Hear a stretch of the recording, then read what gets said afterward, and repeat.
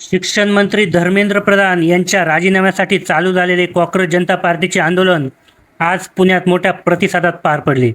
साधारण 4 वाजण्याच्या सुमारास चालू झालेल्या या शांततापूर्ण आंदोलनात हजारो युवक सहभागी झाले होते. युवकांनी सिस्टमच्या विरोधात पुकारलेले हा लढा, त्यात अभिजित दीपके यांना मिळत असलेला पाठिंबा पाहून आता सरकारवर याचा किती दबाव पडतो आणि धर्मेंद्र प्रधान हे राजीनामा देतात का हे पाहावे लागेल.